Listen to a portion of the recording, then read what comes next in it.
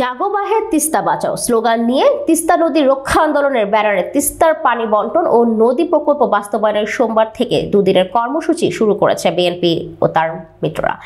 দলীয় সূত্রে জানা যায়, দিনরাত টানা 48 ঘন্টা নদীর তীরবর্তী অঞ্চলে অবস্থান কর্মসূচি পালিত হবে। তিস্তা চুক্তি সহ অভিন্ন নদীর পানি বন্টনের সমস্যার সমাধান ও দেশের স্বার্থ রক্ষায় ভারতের ওপর চাপ বাড়াতে এই কর্মসূচির আয়োজন করা হয়েছে।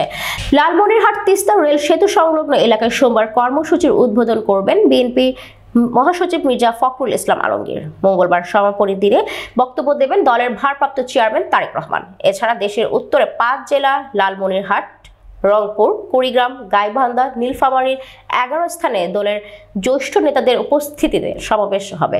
পাশাপাশি মিত্র রাজনৈতিক দলের নেতারা অংশ নেবেন। উদ্যোক্তারা জানান, তিস্তার পানির ন্যায্য হিসাব আদায় ও মহাপরিকল্পনা বাস্তবায়নের দাবিতে তিস্তা অভিমুখে পদযাত্রা এবং নদীর দুই তীরে 230 কিলোমিটার জুড়ে অবস্থান কর্মসূচি পালন করবে তিস্তা নদী রক্ষা আন্দোলন কমিটি।